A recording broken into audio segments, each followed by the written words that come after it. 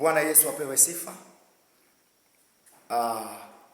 Nadhani nitaendelea na lile somo ambalo tulilimaliza muda si mrefu sana, au hili somo pia na lenyewe lile somo linalohusu kuhusiana na kusudi la Mungu ambalo ameliweka ndani yako, na ninajua tu ya kwamba umeweza kulisikia vizuri, na tuliishia pale kwenye kile kifungu ambacho nilikuwa nimetoa, ambacho nilikuwa kinatoka katika Wafalme wa kwanza sura ile ya 19 mstari ule wa kwanza hadi wa 8, lakini tutaruka tena, tutasoma 15 na 16. Sasa kwa wewe ambaye, labda niseme tu kwa wewe ambaye haujaweza kulipata lile somo la kwanza, unaweza ukaingia kwenye hiyo YouTube yangu hapo.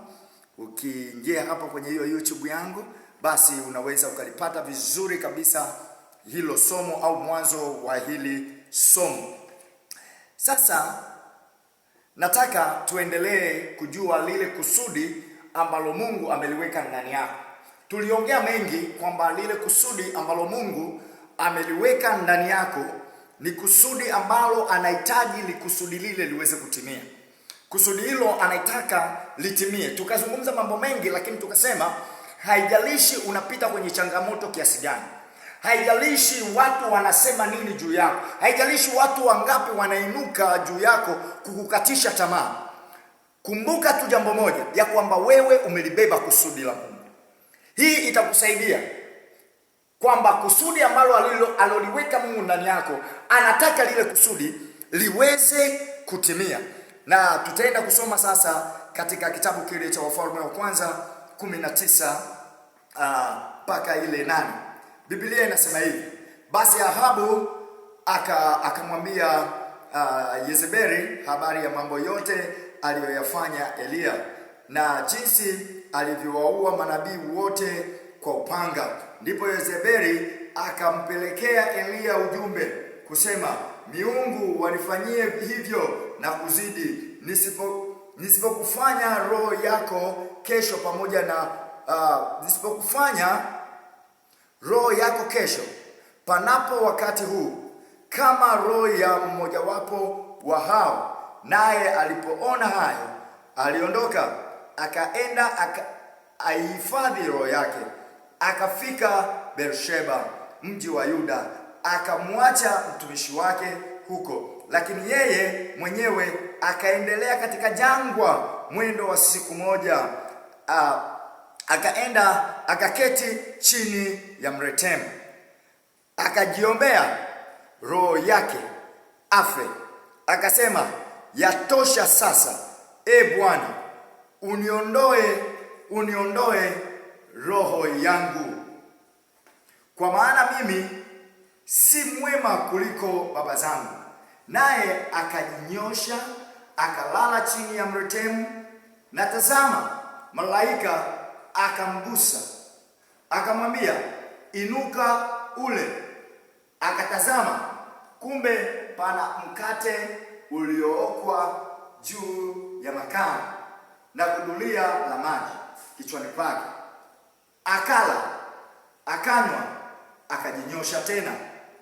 Malaika wa Bwana akamwendea mara ya pili, akamgusa, akasema, inuka ule, maana safari hii ni kubwa mno kwako. Bwana akamwambia, enenda urudi njia ya jangwa la Dameski. Ukifika, mtie mafuta Hazaeli awe mfalme wa Shamu, na Yehu mwana wa Nimshi mtie mafuta awe mfalme wa Israeli, na Elisha mwana wa Shafati wa Abel Mehola mtie mafuta awe nabii mahali pako. Bwana Yesu asifiwe.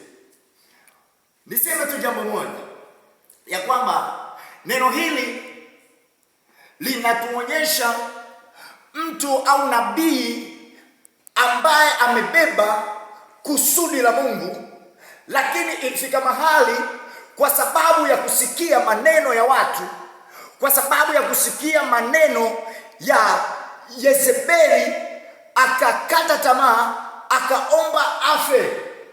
Lakini kumbuka, ndani yake bado kusudi la Mungu lilikuwa limo, na Mungu alikuwa anataka mpaka lile kusudi lake ambalo ameliweka ndani yake liweze kutimia.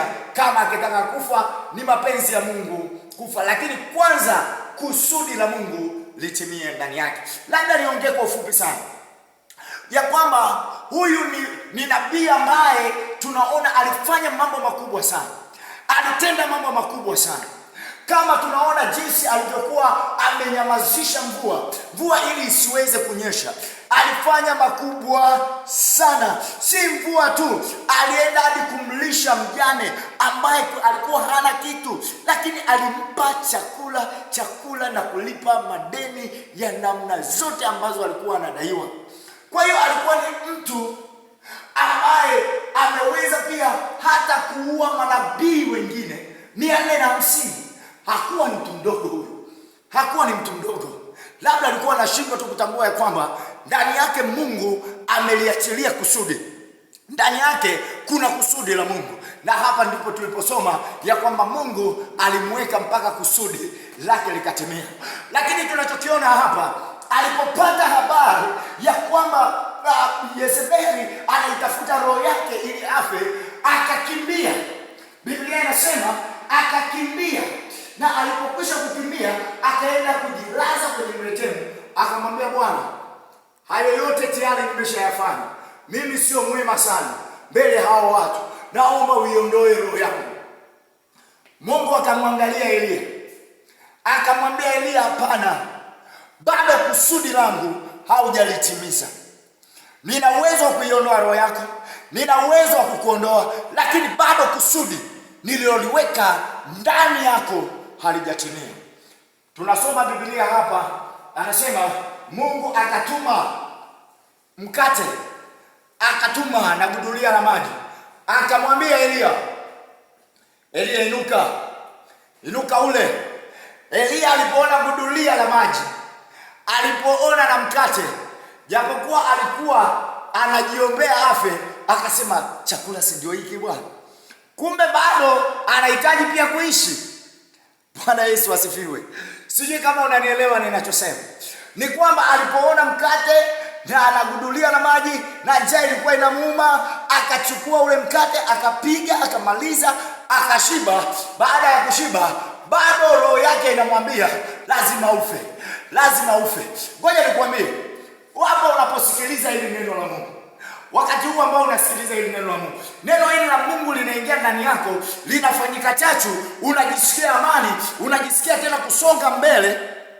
Lakini shetani anachokifanya yeye, analizuia hilo neno. Ukitoka tu hapa, ukitoka tu kuzima hicho chombo chako ambacho unaniangalia sasa, ukizima tu, shetani anakuingilia, yale yamepita, yaache, yameisha. Lakini nataka nikuambia ya kwamba unapolisikia hili neno, likae kwa wingi ndani yako, liendelee kukutia nguvu katika jina la Yesu Kristo. Likutie nguvu, likupe hatua nyingine kwa damu ya Yesu Kristo. Watoto wa Mungu, ngoja niwaambie, huyu alipokula mkate, alipokunywa na yale maji, akashiba. Biblia inasema akalala tena, akasema Bwana, hebu naomba uiondoe tena roho yangu. Ni jambo la ajabu sana.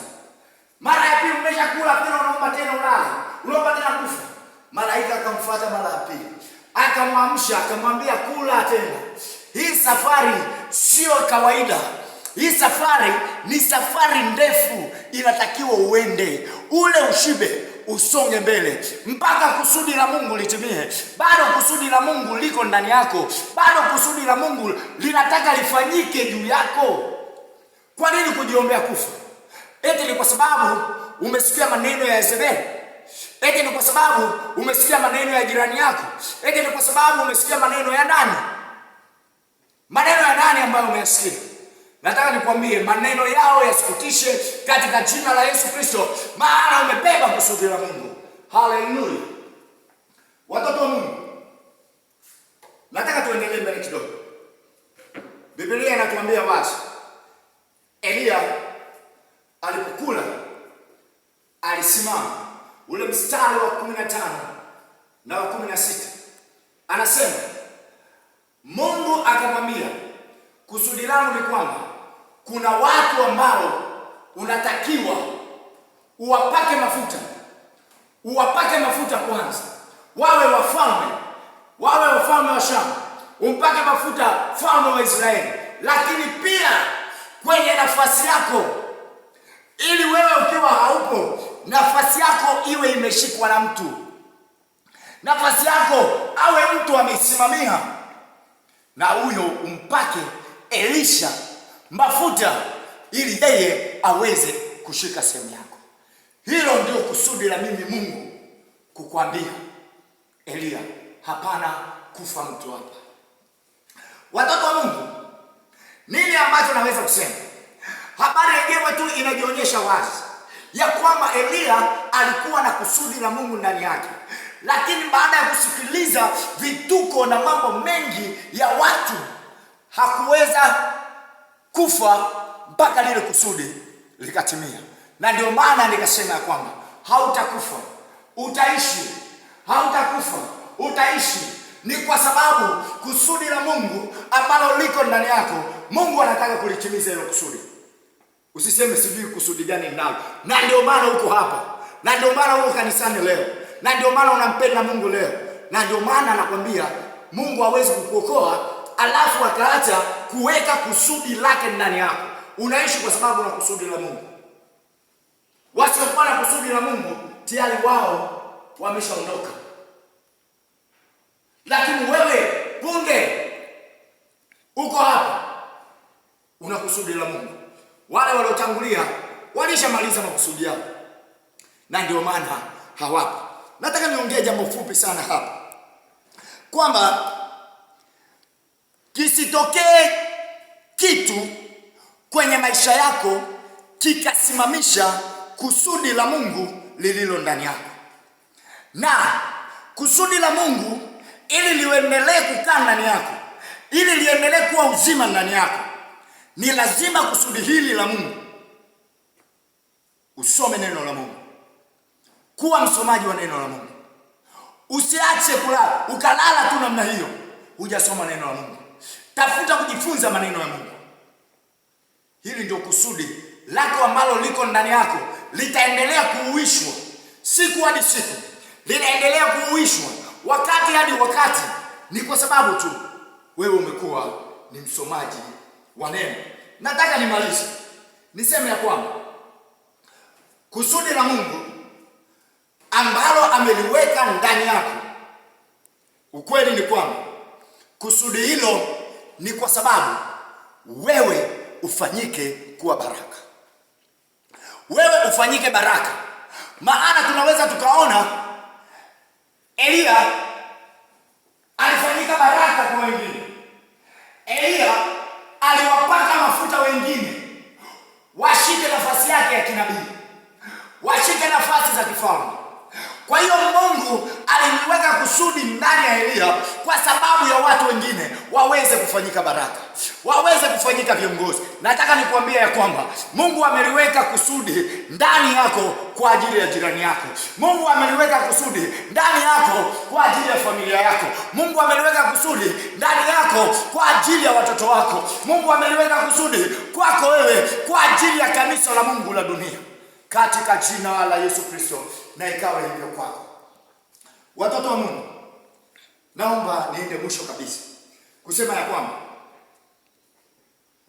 usikubali sauti za watu ziondoe kusudi ambalo Mungu ameliachilia katika maisha yako. Tuombe, tumshukuru Mungu.